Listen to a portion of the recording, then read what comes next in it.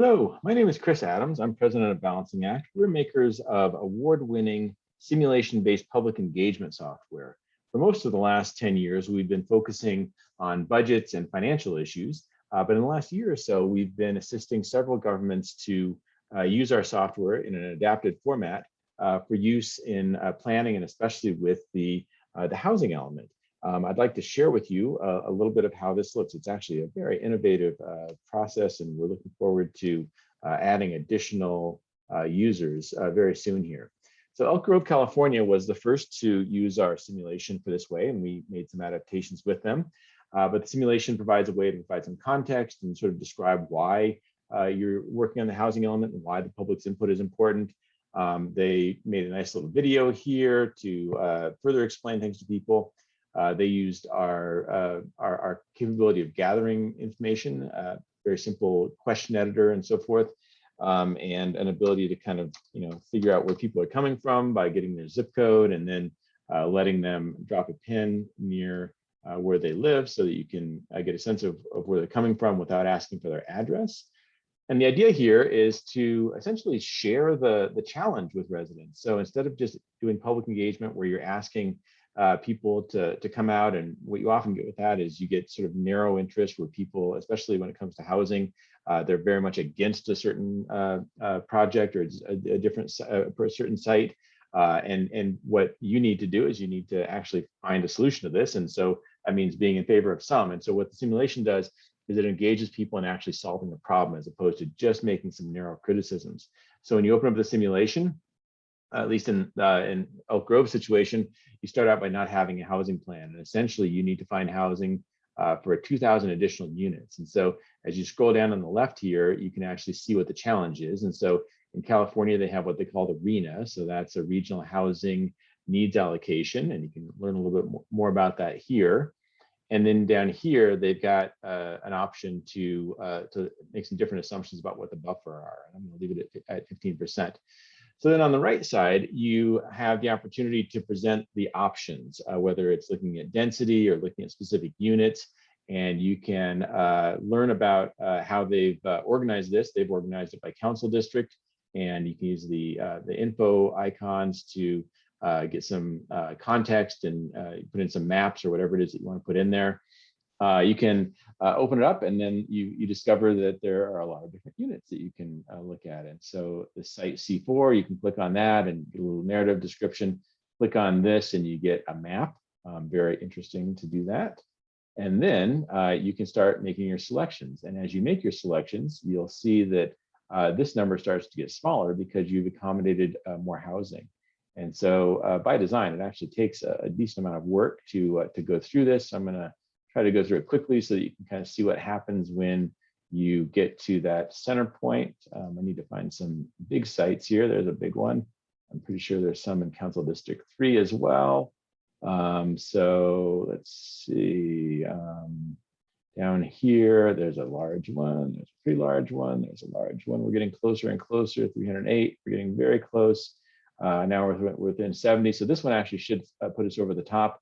And so you can see that there's negative 70 housing units right now. You do not have a housing plan. When you select it, you actually have a housing plan, and it shows you've got a little bit more than you even needed to. And then down here, at that point, users can submit, and then they get to see a little summary of what they proposed.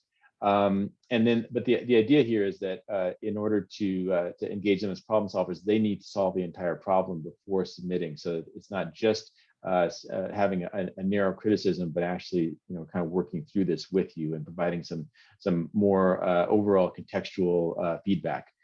After working with Elk Grove, the next group that we worked with was Lafayette, and they had this idea, Lafayette, California.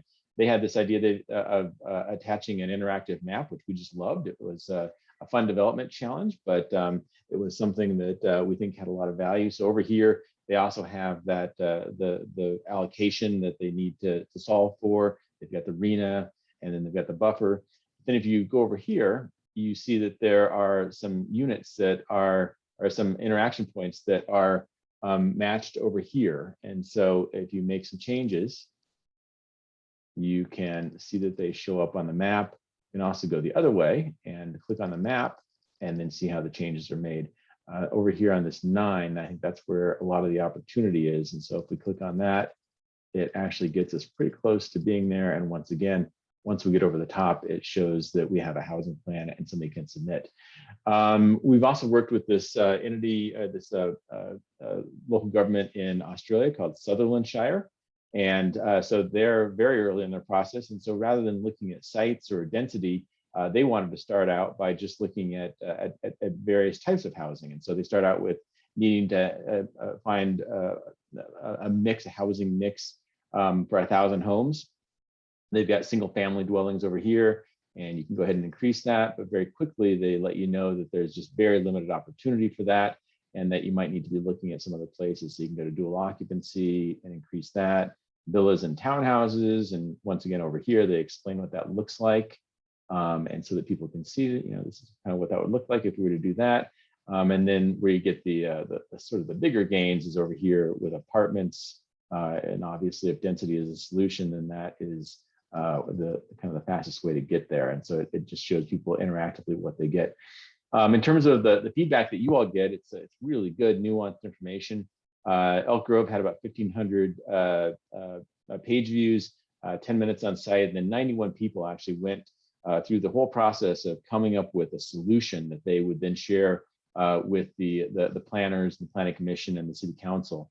And we give you tons and tons of information. We give you the average, we give you the median, we give you the mode, so you can have some really good ways of interpreting what people's input was. You can scroll down and you can drill down if you wish to.